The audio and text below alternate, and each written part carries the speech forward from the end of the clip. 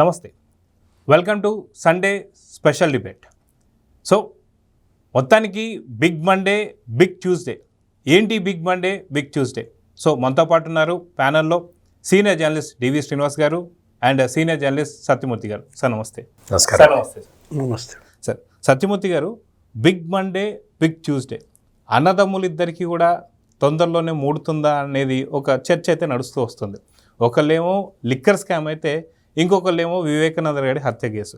So దీనికి సంబంధించి big Monday, big Tuesday ఏం జరగబోతుంది అంటే ఏం చెప్తారు? మీరు ఒక అంటే క్రిటికల్ సబ్జెక్ట్ తీసుకున్నారు.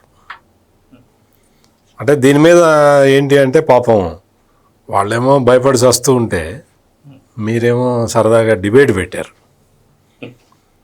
వాళ్ళకేమో టెన్షన్ తట్టుకోలేకపోతున్నారు. ఎందుకంటే రెండు కూడా చాలా సీరియస్ విషయాలే. లిక్కర్ కేసుకి సంబంధించి ఇప్పటికే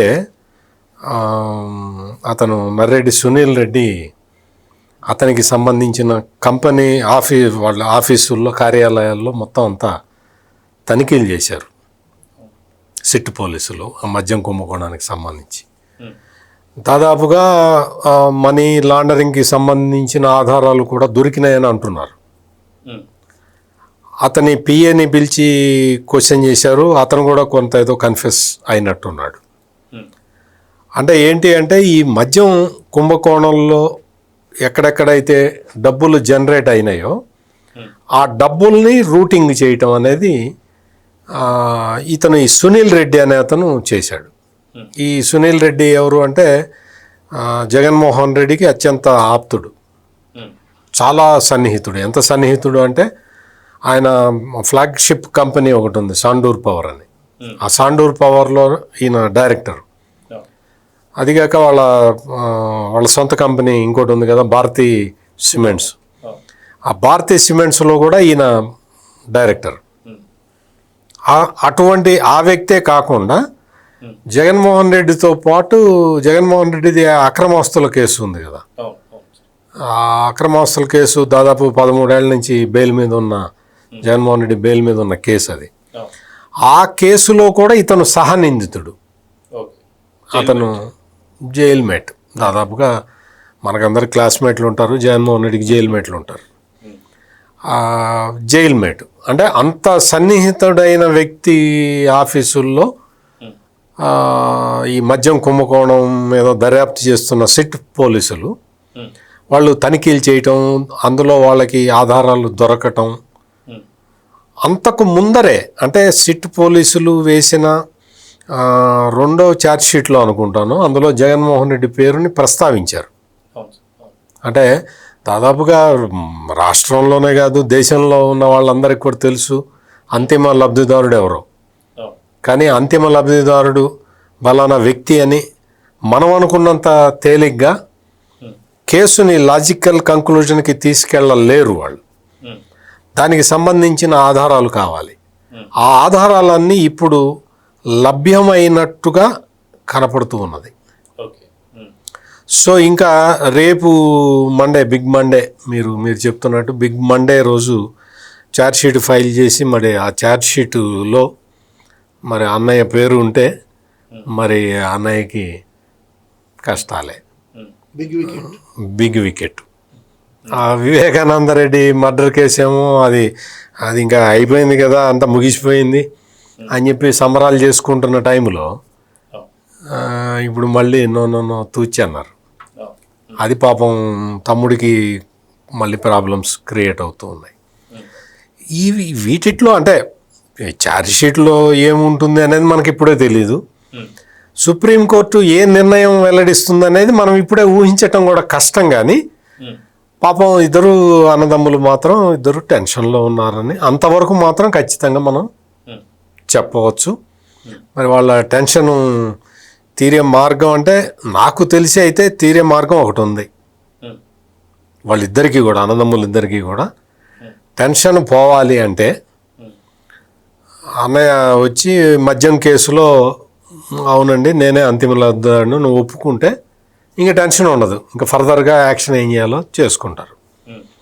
రెండో కేసులో తమ్ముడికి కూడా టెన్షన్ ఇంక ఉండకుండా ఉండాలి అంటే అవును సార్ మరి నేనే అదంతా ప్లాట్ చేసింది అంటే ఆయన టెన్షన్ కూడా ఫ్రీ అయిపోతుంది. మరి ఆ పని వాళ్ళు చేస్తారా చేయరా అనేది మనం వెయిట్ చేసి చూడాలి.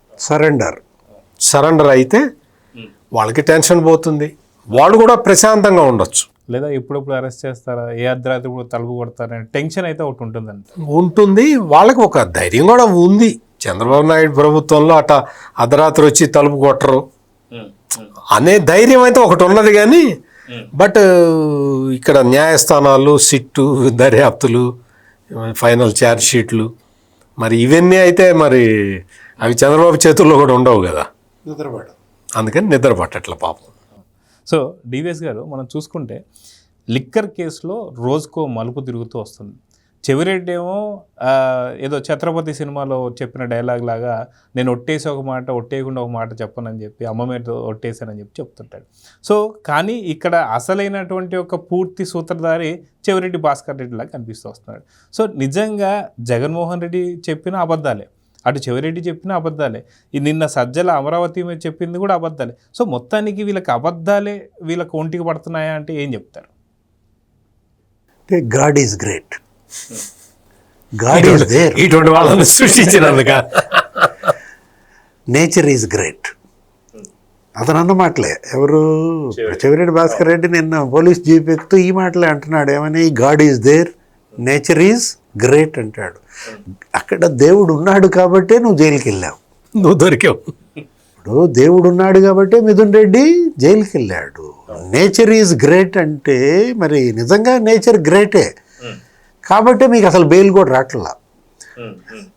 ఇప్పుడు క్వాష్ పిటిషన్లు వేశారు, ముందస్తు పిటిషన్లు బెయిల్ వేశారు, లేదు బెయిల్ పిటిషన్లు అన్నీ ఎందుకని కొట్టేశారు. ఒకటి మాత్రం వాస్తవం, ఎంతమంది ఉసురు తీశారు. వాళ్ళ ఉసురు తీశారు కాబట్టి ఇవాళ మీకు బందికానా ఈ కటకటాల పాలు ఎందుకు అయ్యారంటే కారణం అదే అనమాట. చెవిరెడ్డి భాస్కర్ రెడ్డి లేకపోతే ఇప్పుడు ఈ సునీల్ రెడ్డి. ఇప్పుడు సునీల్ రెడ్డి ఎవరతను? 24 కంపెనీలు ఉన్నాయి. ఎక్కడి నుంచి వచ్చాయి నువ్వు? ఇప్పుడు నీ కుటుంబం ఏంటి, నీ తల్లిదండ్రులు ఎవరు, ఏ స్థాయిలో నువ్వు 24 కంపెనీలు పెట్టగలిగావు? వాళ్ళు రాస్తున్నారు ఆ సాక్షి మీడియా, ఆ ఛానల్, లేకపోతే జగన్మోహన్ రెడ్డి ఆ బ్యాచ్ అంతా ఏమని రాస్తున్నారు? లేకపోతే రామోజీరావు అంటారు, బిఆర్ నాయుడు అంటారు, రాధాకృష్ణ అంటారు. వాళ్ళతో సునీల్ రెడ్డికి పోలిక. నేను న్యాయవాది, పారిశ్రామికవేత్త అని చెప్తున్నారు బిల్డప్. ఇప్పుడు సునీల్ రెడ్డి ఇప్పుడు 17 కంపెనీలు పెట్టింది జగన్ సీఎం అయినా. అసలు 4 సార్లు కూడా కలవలేదు, 4 సార్లు కూడా అమరావతి రాలేదంటారు. రావాల్సిన పనే ఉంది. ఇప్పుడు సునీల్ రెడ్డి అసలు మొత్తం చెప్పారు కదా సత్యమూర్తి గారు, సండూర్ పవర్ దగ్గర నుంచి భారతీ సిమెంట్స్ దాకా జగన్ ప్రతి కంపెనీలో ఉన్నావు. చెల్లి లేదు, తల్లి లేదు. అంటే తల్లి చెల్లి వాటాలైనా రద్దు చేశాడు కానీ ఈ పిల్లాడు వాటాడు సునీల్ రెడ్డి వాటాలు రద్దు చేయలేదంటే అక్కడే అతను ఎంత జగన్కి నమ్మిన బంటో తెలుస్తోంది కదా. ఇక చెవిరెడ్డి భాస్కర్ రెడ్డి 8 కంపెనీలు అంట. పిఎల్ పేరు మీద, డ్రైవర్ల పేరు మీద, మరదల పేరు మీద, తమ్ముడి పేరు మీద, మేనల్లుడి పేరు మీద, మేనమామ పేరు మీద. ఎక్కడి నుంచి వచ్చాయి చెవిరెడ్డి భాస్కర్ రెడ్డికి? ఒక డ్రైవర్ చేశాడు, వరి బండి ఇచ్చాడు. ఏమి సాగు చేశాడు, స్వేదం చిందించావా? అదేమంటే వేద పాఠశాల పెట్టానంటాడు. వేద పాఠశాల ముసుగులో ఇతను ఎవరు? చెవిరెడ్డి భాస్కర్ రెడ్డి. గోశాల ముసుగులో భూమన కరుణాకర్ రెడ్డి, పెద్దిరెడ్డి రామచంద్రారెడ్డి. వాళ్ళు ఎవరి కన్ను కప్పుతారు? మీరు ఎవరి కన్నైనా కప్పచ్చు. ఏది అటు దర్యాప్తు సంస్థల కన్ను కప్పినా, లేకపోతే కోర్టుల కన్ను కప్పినా దేవుడి కన్ను కప్పలేరు కదా. అంటే చెవిరెడ్డి గారు అన్నట్టు నన్ను మా అమ్మ చేయొద్దని చెప్పేసి అందనే ఫ్యామిలీ మొత్తాన్ని ఇన్వాల్వ్ చేశారని చెప్పాను. ఇది ఫ్యామిలీ స్కామ్ కింద చూడొచ్చు అంటారా? ఇప్పుడు ఏం చెప్పిందో ఇప్పుడు అక్కడికి జగన్మోహన్ రెడ్డికి ఏమో అమ్మ అంటే లెక్క లేదా? అమ్మ మీద కేసు వేస్తాడా? ఇతనేమో అమ్మ జవదాటాడా? ఎందుకు ఈ నటన? ఎవరు నమ్ముతారు? రోతేసిపోయింది. వీళ్ళ యాక్షన్, వీళ్ళ యొక్క నటన చూసి జనానికి రోతేసిపోయింది అనమాట. అసలు వీళ్ళు నిజం చెప్పినా నమ్మే ప్రసక్తి లేదు. ఒకటి, ఆ చెవిరెడ్డి భాస్కర్ రెడ్డి నువ్వు తీసుకున్నట్లయితే ఆ 8 కంపెనీలు అసలు ఏంటి, అసలు 260 ఎకరాలంట సత్యమూర్తి గారు, 2 కోట్లకు కొంటాడు. ఇప్పుడు 26 కోట్లకు అమ్ముతాడు. 2 నెలల్లో 20 కోట్లు సంపాదించానంటాడు. ఆ కొన్నాడు 260 ఎకరాలు బ్యాంకుల్లో తాకట్టు పెడతాడు. 260 కోట్లు కొట్టాడా? ఆడక్కడ 260 ఎత్తుతాడు. అంటే రైతుకేమో 2 కోట్లు ఇచ్చి నువ్వు 20 కోట్లు నువ్వు కమిషన్ తీసుకుని అతనికి 260 కోట్లు ఇచ్చారంటే ఇప్పుడు అదే కాదు. తాజాగా వచ్చింది ఏంటి ఇవాళ, అక్కడ ఒక ఆలయ ప్రధాన అర్చకుడు, ఆయన భార్య పేరు మీద 3 ఎకరాలు, తిరుచానూరు అమ్మవారి దేవాలయం, ఆమె పేరు ఏదో రేణుక ఏదో, ఆమెకి 24 లక్షలు ఇచ్చారంట. 3 ఎకరాలు కొట్టేశారు. అంటే 36 కోట్లంట. ఏది దాని విలువ? 36 కోట్ల విలువైనటువంటి 3 ఎకరాలు నువ్వు వాళ్ళకి ఇచ్చేది 24 లక్షల. ఇచ్చావా అయ్యన్నా? నాకు డౌటే. అవి కూడా నువ్వు అడిగితే చంపేస్తా అంటారు కదా. అంటే అసలు వాళ్ళు ఏంటి, దాన్ని 3 కోట్లకు అమ్మామన్నారు, అదే 3 కోట్లకి వాళ్ళు ఇచ్చామన్నారు. ఆ 2,60,00,000 మాకు బాకీ ఉందని చెప్పి కట్టుకున్నారంట. ఈ డ్రైవర్లకి, ఈ పిఏలకి, లేకపోతే ఈ మరదలు, ఈ మేనమామ కంపెనీలకి ఆమె బాకీ ఉందని అవి కట్టేసుకున్నారంట. అసలు వీళ్ళు ఎలాంటి వాళ్ళు అనేది చెప్తుంటే అసలు ఇవన్నీ బేతాళ కథల. వాళ్ళు చెప్పేదేంటి, ఇవి కట్టు కథలు. అంబటి రాంబాబు ప్రెస్ మీట్ పెట్టి సిట్ పిట్ట కథలు చెబుతోంది అంటాడు. ఈ పిట్టల గురించి నీకే తెలియాలి. లేకపోతే జగన్మోహన్ రెడ్డి కూడా మన ప్రెస్ మీట్లో బేతాళ కథ అన్నాడు. నిన్ను మించిన బేతాళుడు ఎవరు అంటే బేతాళుడే జగన్మోహన్ రెడ్డి అనమాట ఇక్కడ కనపడుతోంది. ఏది పిట్ట కథ, ఏది బేతాళ కథ? గూడూరులో 260 ఎకరాలు కొట్టేయటం పిట్ట కథ, తిరుచానూరులో 3 ఎకరాలు పురోహితుడి కుటుంబం దగ్గర లాక్కోవటం బేతాళ కథ. ఇవి అబద్ధాలు ఎలా అవుతాయి? డాక్యుమెంట్స్ ఉంటాయి, రిజిస్ట్రేషన్ జరిగిందా లేదా. ఇప్పుడు నీవు ఒకే చిరునామా, ఒకే డోర్ అడ్రస్తో 8 కంపెనీలు పెట్టావా లేదా? నీ కొడుకు ఎవరు, చెవిరెడ్డి, మెహిత్ రెడ్డి. అంటే ఒకటి, అటు చెవిరెడ్డి భాస్కర్ రెడ్డి అయినా, మిథున్ రెడ్డి అయినా, లేకపోతే సునీల్ రెడ్డి అయినా, అనిల్ రెడ్డి అయినా ఇవాళ మొత్తం జైలుకి వెళ్ళాల్సిందే. ఎందుకంటే చనిపోయిన కుటుంబాలు, వాళ్ళ ఆత్మలు వీళ్ళని తరిమి తరిమి కొడుతున్నాయి. సో సత్యమూర్తి గారు మనం చూసుకుంటే వాస్తవానికి సెప్టెంబర్ 9వ తారీఖే వైఎస్ వివేకానంద రెడ్డి గారి హత్య కేసు ఏదైతే ఉందో అవినాష్ రెడ్డి గారి మీద ఏదో తీర్పు రాబోతుంది అనుకున్నారు. కనుక అనుకోకుండా ఇది సెప్టెంబర్ 16వ తారీఖు వాయిదా వేశారు. కానీ ఇక్కడ కొంత సమయం కావాలని చెప్పేసి అనడం ఎవరైతే లాయర్లు, అంటే ఇక్కడ ఏదో చాలా కీలకమైన పరిణామం జరుగుతుందేమో అని చెప్పి ఒక డౌట్ అందరిలో కూడా ఉంది. ఏంటి అంటే A9 అవినాష్ రెడ్డి ఎవరైతే ఉన్నారో నెక్స్ట్ A10, A11 కూడా బయటపడబోతున్నారా అనేది కొంత చిన్న సందేహం. అందుకే ఒక 6 రోజులు టైం తీసుకున్నారేమో అని చెప్పి. సో ఖచ్చితంగా పులివెందల్లో ఓడిపోయిన తర్వాత పరిణామాలు అయితే చాలా విపరీతంగా జరుగుతున్నాయి. సో A10 and A11 బయటపడే అవకాశం ఉందా? అందుకే టైం తీసుకున్నారా? సో 16వ తారీఖు బిగ్ ట్యూస్డే రోజు ఏం జరగబోతుంది అంటే ఏమంటారు? అంటే ఇతను A8 అనుకుంటా, అవినాష్ రెడ్డి A8.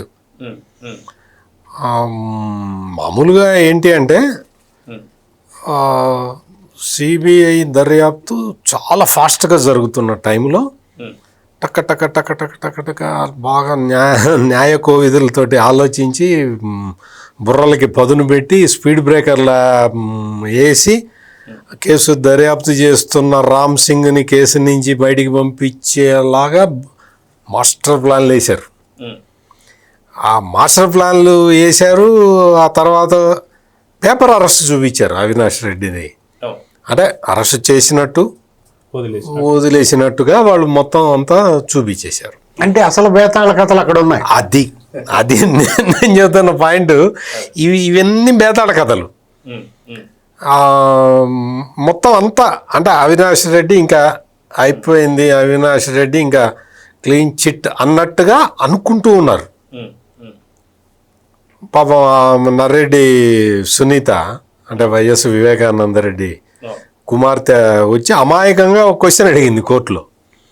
మరి సార్ మరి తెల్లవారుజామున 3ంటికి ఈయన ఎవడికి చేశాడు, అక్కడ ఎవడు రిసీవ్ చేసుకున్నాడు, రిసీవ్ చేసుకున్న వాళ్ళు వెళ్ళి ఇంకొకరికి చెప్పారు వాళ్ళెవరు, మరి ఆయన రిసీవ్ చేసుకున్న వాళ్ళు వీళ్ళు వచ్చి ఒక మేనిఫెస్టో కమిటీ మీటింగులో చెప్పారు. ఆ మేనిఫెస్టో కమిటీ మీటింగులో మరి తెల్లవారుజామున 3:30కే బాబాయ్ నో మోర్ అని చాలా సీరియస్గా చెప్పాడు. మరి అట్లా తెల్లవారుజామున 3:30కి తెలిసిన వ్యక్తి అక్కడికేమో సాయంత్రం 5 దాకా రాలేదు. మరి ఇది ఏంది సార్, ఇది మరి దీని మీద ఎంక్వైరీ చేయాలి కదా అని పాపం ఆడకూతురు అమాయకంగా అడిగింది. అరే కరెక్టే కదా అని చెప్పి మొత్తం ప్రపంచం మొత్తం ఇటు చూశారు. అరే కరెక్టే కదా, ఈమె అడిగింది కరెక్టే కదా అని. ఇప్పుడు దానికి సంబంధించి కోర్టు కూడా ఇప్పటికే అడిగింది, మరి మీకు ఎవరికన్నా కస్టడియల్ ఇది కూడా కావాలి, కస్టడీకి కావాలా మీరు, ఆ లిస్ట్ కూడా ఇవ్వండి అంటే, మరి కస్టడీకి అక్కర్లేదు సార్ వాళ్ళందరూ కూడా చాలా మంచోళ్ళు సార్ అని చెప్తారా? సిబిఐ వాళ్ళు చెప్పరు కదా.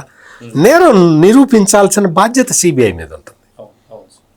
ఇప్పుడు దాన్ని కేసుని లాజికల్ కంక్లూజన్కి తీసుకెళ్లాల్సిన బాధ్యత సిబిఐ మీద ఉంటుంది. అందుకని వాళ్ళు కరెక్ట్గా ప్రొసీడ్ కావాలి. ఇప్పటికే మొత్తం గూగుల్ టేక్అవుట్ ద్వారా సేకరించిన ఆధారాలని, సేకరించిన మొత్తం సమాచారాన్ని వాళ్ళు ఎస్టాబ్లిష్ చేయాల్సిన బాధ్యత సిబిఐ మీద ఉంటుంది. అంటే ఊరికి వచ్చి వాడు చంపాడండి వీడు చంపాడండి అని చెబితే కాదు కదా, దానికి ఆధారాలు వాళ్ళు సేకరించి కోర్టు ముందర ప్రవేశపెట్టాలి. ఆధారాలు ప్రవేశపెట్టడమే కాకుండా వాళ్ళు ఏం చేయాలో తెలుసా, ఎవరైనా ఏ ఇన్వెస్టిగేషన్ ఏజెన్సీ అయినా దోషులకి శిక్ష పడేంత వరకు కేసుని తీసుకెళ్ళటం అనేది కూడా వాళ్ళ బాధ్యత. కేసుని మధ్యలో వదిలేయకూడదు. దర్యాప్తు చేయటం అంటే ఆ ఎవడైతే దోషి ఉన్నాడో వాడికి శిక్ష పడేంత వరకు తీసుకెళ్ళటం. దాని మీద కూడా ఇప్పుడు సిబిఐ టేకప్ చేసిన కేసుల్లో దాదాపుగా కన్విక్షన్స్ ఎక్కువ ఉంటాయి, ఎక్విటల్స్ ఉండవు. ఎక్విట్ అంటే వదిలేయటం అనమాట. కన్విక్షన్స్ ఎక్కువ ఉంటాయి. మరి అంత ప్రెస్టీజియస్ ఇన్స్టిట్యూషను ఈ వివేకానంద రెడ్డి మర్డర్ కేసును కూడా కన్విక్షన్ వరకు తీసుకెళ్లాల్సిన అవసరం ఉంది. వాళ్ళు కూడా రంగంలో దిగుతున్నారు. అందుకనే ఇందాక మనం అనుకున్నట్టు తమ్ముడికి కొంచెం కంగారుగా ఉంది. సో డివిఎస్ గారు, వాస్తవానికి బిగ్ మండే, బిగ్ ట్యూస్డే ఈ రెండింటికి లింక్ అయ్యి ఒక వ్యక్తి ఉన్నాడు. ఏంటి అంటే లిక్కర్కి సంబంధించి విజిల్ బ్లోయర్గా మారినానని చెప్పేసి చెప్తున్నటువంటి విజయసాయిరెడ్డి. అదేవిధంగా ఏదైతే తను రాజీనామా చేసిన రోజే నేను అవినాష్ రెడ్డికి ఫోన్ చేశా, గుండెపోటు అని చెప్పి తను చెప్పాడు, తన ఫోన్ నుంచి ఇంకెవరు చెప్పారు అన్నట్టు ఒక చిన్న క్వశ్చన్ మార్క్ పెట్టి వచ్చేసాడు విజయసాయిరెడ్డి. వాస్తవానికి విజిల్ బ్లోయర్గా ఇక్కడ వివేకానంద రెడ్డి కేసులో కూడా మారబోతున్నాడా? విజయసాయిరెడ్డి బయటకు వస్తే ఏం జరుగుతుంది అంటే ఏం చెప్తారు? అంటే విజయసాయిరెడ్డి ఆల్రెడీ చెప్పాడు, దానిపైన కూడా మాట్లాడాడు. వివేకానంద రెడ్డి హత్య కేసు గురించి కూడా అడిగారు. అక్కడ రిపోర్టర్స్ అడిగినప్పుడు ఏంటి మీరు గుండెపోటు అని ఎందుకు చెప్పారు అని అంటే, నాకేం తెలుసు, నేను అవినాష్ రెడ్డికి ఫోన్ చేశాను, అవినాష్ రెడ్డి మరి అక్కడి నుంచి వచ్చిన సమాధానం గుండెపోటుని చెప్పింది. అంటే అవినాష్ రెడ్డి ఇంకొకళ్ళని అడిగి చెప్పాడా, అవినాష్ రెడ్డే గుండెపోటని చెప్పాడా, ఇంకా అవి రావాల్సినటువంటి అంశం. ఇప్పుడు రకరకాలుగా కట్టుకథలు చెప్పారు, బేతాళ కథలు చెప్పారు. దాంట్లో ఏది బెంగళూరు భూ లావాదేవీల హత్య అన్నారు, లేకపోతే ఆయన పైన అసలు వ్యక్తిత్వ హననానికి పాల్పడ్డారు, ఆయన ఒక స్త్రీ లోలుడుగా చిత్రించారు, వివాహేతర సంబంధాలు అంటగట్టారు. అసలు ఆయన సొంత మీడియాయే కదా, సొంత బాబాయే కదా. సాక్షి పత్రిక లేకపోతే సాక్షి ఛానల్ పైన వాళ్ళ అన్నయ్య ఫోటో ఉంటుంది, ఎవరిది, రాజశేఖర రెడ్డి బొమ్మ ఉంటుంది పైన. అలాంటిది మరి అందులో వాళ్ళ తమ్ముడు గురించి ఏం రాశారో సాక్షి పాఠకులందరూ చదివారు, ఆ ఛానల్ వీక్షకులందరూ చూశారు. నారాసుర రక్త చరిత్ర అని రాసి పారేశారు. మొన్న కూడా వేశారు ఏదో అట్లాంటిదే, మళ్ళీ ఫోటో వేసి క్రిమినల్ క్యాబినెట్ క్రిమినల్ అసెంబ్లీ అని కూడా వేసిన. దీంట్లో ఒకటి క్రిమినల్స్పై కోర్టులు, దర్యాప్తు సంస్థలు, సర్జికల్ స్ట్రైక్సా? ఇప్పుడు సోమవారం ఒక బాంబు, ఏది సిట్ ఛార్జ్షీట్ వస్తుందా రాదా? ఆ ఛార్జ్షీట్లో మరి జగన్మోహన్ రెడ్డి పేరు ప్రస్తావిస్తారా లేదా? సిట్ ఏంటి, అంతకుముందు ఒక ఛార్జ్షీట్ వేసింది, తర్వాత అనుబంధ పత్రం వేసింది. అందులో మొదటి ఛార్జ్షీట్లోనే జగన్మోహన్ రెడ్డి పేరు అనేక సార్లు ప్రస్తావనకు వచ్చింది. రెండో ఛార్జ్షీట్లో కూడా ఆంధ్రప్రదేశ్ ముఖ్యమంత్రి, ఆయన కార్యాలయం, సిఎంఓ కార్యదర్శి ధనుంజయ రెడ్డి, కృష్ణమోహన్ రెడ్డి ఓఎస్డి, ఆయన సిమెంట్ ఫ్యాక్టరీ డైరెక్టర్, మరి బాలాజీ గోవిందప్ప ఉన్నది. రేపు వేయబోయే ఛార్జ్షీట్లో మోహిత్ రెడ్డి, లేకపోతే భార్గవ్, ఇది సజ్జల భార్గవ్, లేకపోతే అనిల్ రెడ్డి, సునీల్ రెడ్డికే పరిమితం అవుతారా? అసలు జగన్మోహన్ రెడ్డి పేరు రేపొద్దున వచ్చేస్తోందా? ఇది సోమవారం హైడ్రోజన్ బాంబా, మంగళవారం బాంబు గురించి మాట్లాడుతున్నారు మీరు. ఏది ఇప్పుడు ఈ అవినాష్ రెడ్డిది ఏం జరుగుద్ది? ఏపీ క్రిమినల్స్పై దీన్ని ఎలా చూడాలి? Supreme court, high court, SIT, CBI, ED, surgical స్ట్రైక్స్గా చూడాలా? మొత్తానికి నొటోరియస్ క్రిమినల్స్, ఏది కరడు గట్టిన నేరగాళ్ళంతా ఇవాళ కంగారెత్తిపోతున్నారా, బేజారెత్తుతున్నారా? ఏదైనా ఒకటి, nature is great, God is great, nature is God is there, God is there. ఆ రోజున విజయసాయి రెడ్డి చెప్పింది ఏంటి అంటే, నేను ఫోన్ చేశాను అవినాష్ రెడ్డికి, అవినాష్ రెడ్డి పక్కన ఎవరికో వాళ్ళకి ఫోన్ ఇచ్చాడు, ఆ ఫోన్ తీసుకున్న వ్యక్తి గుండెపోటు అని చెప్పండి, ఇదే ఆర్డర్ అని చెప్పాడు, అందుకని నేను గుండెపోటు అని చెప్పాను అన్నాడు. అవినాష్ రెడ్డి ఫోన్ ఇస్తే తీసుకున్న పక్కనున్న వ్యక్తి ఎవరు అంటే సాక్షి, ఆ రోజున అక్కడ ఉన్న సాక్షి రిపోర్టర్. ఆ సాక్షి రిపోర్టరు చెప్పాడు, ఇదండి మేము ఇదే రాస్తున్నాము, మీరు కూడా అదే చెప్పండి అని చెప్పాడు. Order, this is order. ఎవరు ఆర్డర్ అయ్యిండొచ్చు? పై ఆర్డర్. అది తెల్లవారుజామున 3:30కి అది తెలుసుకోవాల్సిన విషయం. అంటే ఇప్పుడు మీరు ఈ మాట అంటున్నప్పుడు ఆ పైవాడికే తెలుసు అన్నట్టు నారాయణ స్వామి గారికి గుర్తొస్తున్నారు. అంతే, పైవాడేనా? అందరూ ఆ పైవాడు చెప్పినట్టు వినే అందరూ ఒక్కొక్కళ్ళు బురదలో కూరుకుపోయి ఉన్నారు. అంటే నేను చెప్పింది పైవాడు వేరు, గాడ్ చెప్పిన పైవాడు వేరు, గాడ్ ఆయన నిజమైన గాడ్. ఇప్పుడు ఈయన చెప్తున్న పైవాడు వేరు, ఇది డాగ్, ఇది గాడ్ తిరగేయటమా? అది అంటే ఇప్పుడు సిబిఐ ఇప్పుడు దర్యాప్తు ఆ దిశగా కూడా వెళ్ళాలి. అవినాష్ రెడ్డికి, విజయసాయి రెడ్డి అవినాష్ రెడ్డికి ఫోన్ చేశాడు, ఏంటి ఏంటి ఇన్ఫర్మేషను అని అడిగాడు. ఈయనకి ఇచ్చాడు, ఆయన ఎవరో ఉన్నాడు, ఆయనకి ఇచ్చాడు. ఆయనేమో ఇది గుండెపోటు అని చెప్పండి, దిస్ ఇస్ ఆర్డర్ అన్నాడు. మరి ఆయన ఎవరు, ఆయనకి ఆర్డర్ ఎవరు ఇచ్చారు, అసలు అతనికి ఏమి సంబంధం, అతను అక్కడ ఎందుకు ఉన్నాడు? ఇవన్నీ బయటికి రావాలంటే కస్టోడియల్ విచారణ, అది జరగాలి. ఇంకొకటి ఏంటి అంటే జగన్మోహన్ రెడ్డి మేనమామ ఒక ఆయన ఉన్నాడు, ఆయన మొన్నటి వరకు కమలాపురంకి ఎమ్మెల్యేగా పనిచేశాడు. ఆయన ఏం చెప్పాడు, ఏదంటే పిల్లగాడిని పట్టుకొని, పిల్లాడు మర్డర్ జరిగిన తర్వాత అక్కడ రక్తం తుడిచేసి కడుగుతూ ఉంటే పక్కన ఉన్నాడు, తప్ప అన్నాడు. అతన్ని కూడా పిలిచి, రవీంద్రనాథ్ రెడ్డి అతని పేరు, అతన్ని కూడా పిలిచి అడగాలి. ఎందుకంటే చిన్నపిల్లాడిని పట్టుకొని రక్తం కడుగుతుంటే పక్కన నిలబడి ఉన్నాడు, పక్కన నిలబడటం కూడా తప్పేనా అని. రక్తం కడగటం తప్పు, పక్కన నిలబడటం కాదు. రక్తం కడిగేటప్పుడు పక్కన నిలబడటం తప్పే కదా. పాపం ఆయన అమాయకం, ఇదేదో సీక్రెట్గా నాతో మీతో చెప్పింది కాదు, అది పబ్లిక్ మీటింగ్లో చెప్పాడు. ఎలక్షన్ ప్రచారం టైంలో పబ్లిక్ మీటింగ్లో చెప్పాడు రవీంద్రనాథ్ రెడ్డి. అందుకని అంటే పక్కన ఉన్నది వాస్తవం, బ్లడ్ కడిగేటప్పుడు, ఆధారాలు ధ్వంసం చేస్తున్నప్పుడు, తొలగించేటప్పుడు, రూపుమాపుతున్నప్పుడు అవినాష్ రెడ్డి పర్యవేక్షణలో జరిగాయి అనేది ఎవరు చెప్తున్నారు? జగన్ మేనమామే, సొంత మేనమామ, అతను వేరే వ్యక్తి కాదు. పాపం పిల్లగాడు అక్కడ నిలబడి ఉన్నాడు, రక్తం కడుగుతుంటే తప్పేంటి అన్నట్టు చెప్తున్నాడు. అందుకని ఇప్పుడు సిబిఐ వాళ్ళు కమలాపురం మాజీ ఎమ్మెల్యేని కూడా తెచ్చి క్వశ్చన్ చేయాల్సిన అవసరం. సార్ ఇక్కడ సత్యమూర్తి గారు, ఆ రోజు స్పష్టంగా ఏం జరిగింది వివేకానంద రెడ్డి హత్య కేసులో అని చెప్పేసి అన్నప్పుడు వాస్తవానికి ఎవరైతే కృష్ణారెడ్డి గారు ఆయన పిఏ ఎవరైతే ఉన్నారో వాస్తవానికి సౌభాగ్యమ్మ గారికి ఏ రోజు ఫోన్ చేయరు. ఆ రోజు పొద్దున్నే ఫోన్ చేసి అమ్మగారు మరి ఆయన ఇంకా లేయలేదు, నేను లేపాలా వద్దా అని చెప్పి ఏ రోజు చేయండి, ఎందుకు చేశాడు అదొకటైతే. ఆవిడ కూడా రాత్రి ప్రచారానికి వెళ్ళాడు, కొద్దిగా నీరసపడి ఉంటాడు, వద్దులే ఇప్పుడేం లేపొద్దు కొద్దిసేపు అయిన తర్వాత లేపు అంటే సరే లేపాల్సిన టైంలో కూడా అక్కడ కృష్ణారెడ్డి పోకుండా ఎవరైతే వాచ్మెన్ రంగన్న తీసి తలుపు తీయమని చెప్పేసి అన్నో అక్కడ ఆ సీన్ చూడడం. సో ఇక్కడ కృష్ణారెడ్డి మళ్ళీ తప్పుడు కేసు మనం ఎవరైతే మీరు ఇందాక అన్నట్టు నర్రెడ్డి సునీత గారి పైన నర్రెడ్డి రాజశేఖర రెడ్డి గారి మీద కూడా కేసు పెట్టారు. సో దాన్ని రామ్ సింగ్ గారి మీద కూడా కేసు పెట్టించారు, అది స్క్వాష్ పిటిషన్లో కొట్టేశారు. ఇది ఎంత పెద్ద విజయం సునీత గారి కంటే ఏం చెప్తారు?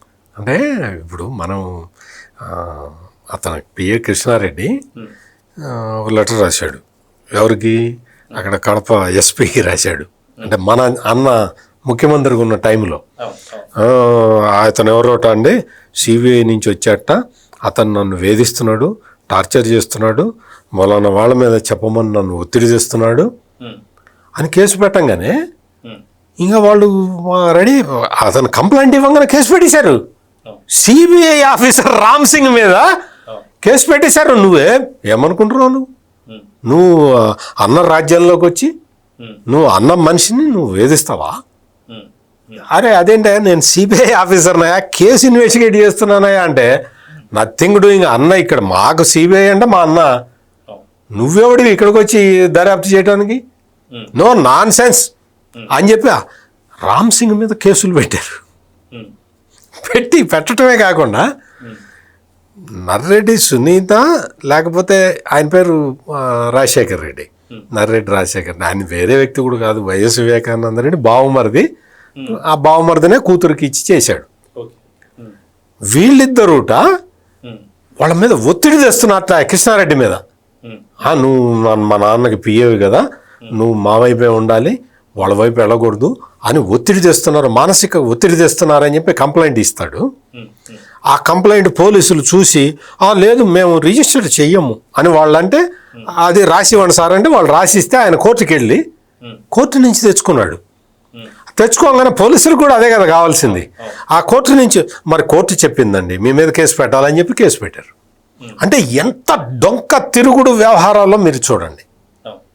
తర్వాత మొత్తం వచ్చి అంత ఎంక్వైరీ చేస్తే అవన్నీ ఎవరిని పిలిచి సాక్షుల్ని ఎవరిని పిలిచి అడిగినా కానీ అదేం లేదండి మాకేం తెలియదే అని వాళ్ళు చెప్పారు.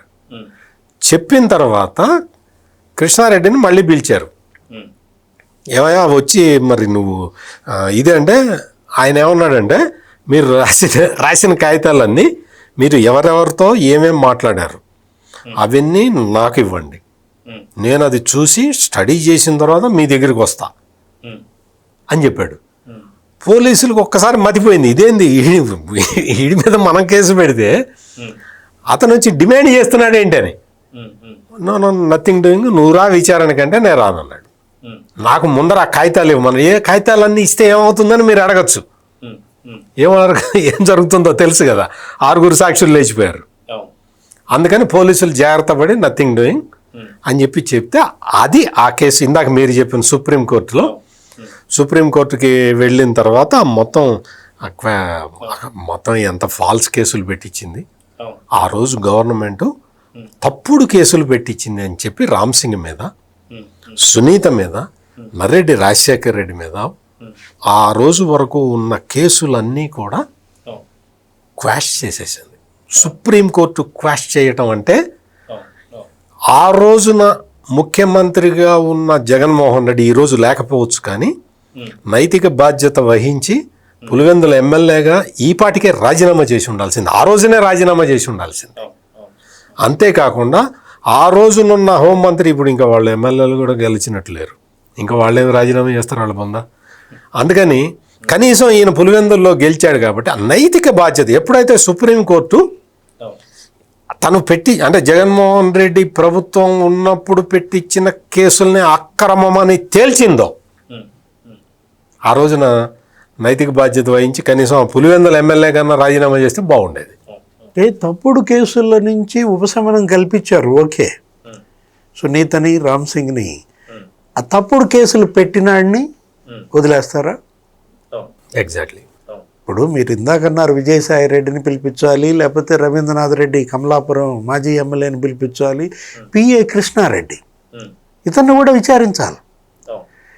ఎవరి బలవంతపు ఒత్తిడితో నువ్వు ఈ తప్పుడు కేసులు వీళ్ళపైన పెట్టావు? ఇంకా చాలా ఉంది ఈ కేసు విచారణ.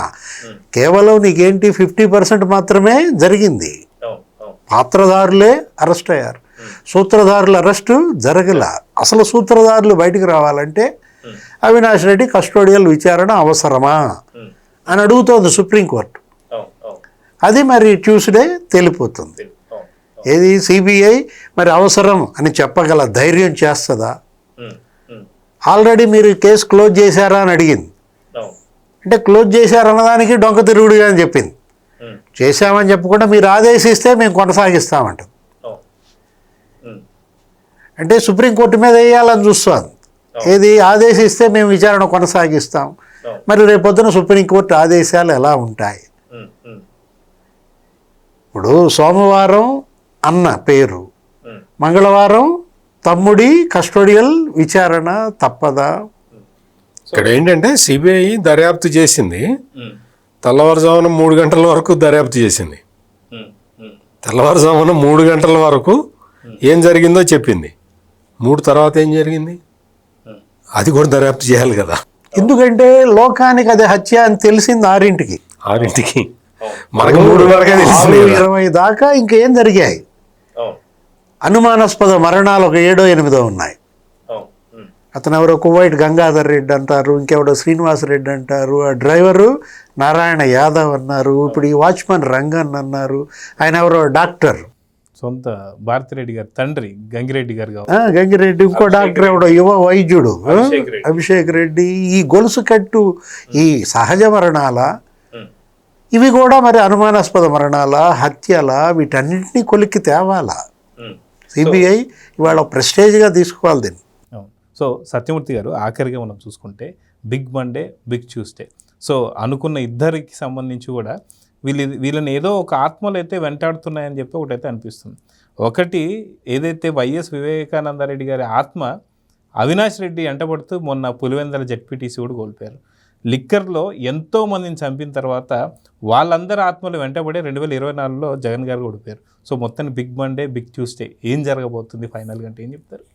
అంటే ఒకటి మాత్రం మనం ఖచ్చితంగా మనం అనుకోవాలి, ఏంటి అంటే నేరాలు చేసి తప్పించుకోవాలి అనుకోవటం, తప్పించుకోవటానికి బేతాళ కథలు చెప్పటం, ఇది కలకాలం నడవు, ఎల్లకాలం నడిచే విషయాలు కాదు ఇవి. మరి నేచర్ ఈజ్ గ్రేట్, అదేదో మళ్ళీ గాడ్ ఈజ్ దేర్ అందుకని దేవుడు అయితే ఉన్నాడు, అంతవరకు అయితే గ్యారంటీ. దేవుడు, మీ దేవుడు యేసుక్రీస్తు కావచ్చు, నా దేవుడు రాముడు కావచ్చు, డివిఎస్ గారి దేవుడు శివుడు కావచ్చు, ఎవరైనా కానీ దేవుడు అయితే ఉన్నాడు. అందుకని ఇప్పుడు బిగ్ మండే, బిగ్ ట్యూస్డే అని మనం తేదీలు పెట్టుకుంటున్నాం, కానీ ఇది ఎప్పటికైనా కానీ ఆల్రెడీ దేవుడు రాశాడు, 1000 పేజీలు ఆల్రెడీ దేవుడు రాసి పెట్టాడు. మనం చదువుకోవాలి, మనం చదువుకోవటం ఒక్కటే మిగిలి ఉన్నది. అంటే మనకు తెలియదు కదా, దేవుడు ఆల్రెడీ రాసి పెట్టాడు, ఆ పేజీలు తిప్పాలి. సిబిఐ వాళ్ళు 3 దాకా వచ్చే కేసు ఆగిపోయినట్టు మనం కూడా 97వ పేజీ దగ్గరకు వచ్చి ఆగాం. 98, 99, 100, 101, 102 చాలా పేజీలు ఉన్నాయి ఇంకా. ఆ పేజీలు కూడా తిప్పుకోవాలి. ఆ తిప్పుకునే టైము మీరు చెప్పిన బిగ్ మండే, బిగ్ ట్యూస్డే, ఆ పేజీలు తిప్పిన తర్వాత కూడా ఇంకా ఉంటుంది స్టోరీ. ఆ పేజీలు తిప్పిన తర్వాత కూడా ఇంకా స్టోరీ ఉంటుంది. ఎప్పటి వరకు? అక్రమాలు, అన్యాయాలు, దౌర్జన్యాలు, దోపిడీలు చేసిన వాళ్ళందరూ కూడా కటకటాల వెనక్కి వెళ్ళే వరకు ఈ స్టోరీ ఉంటుంది.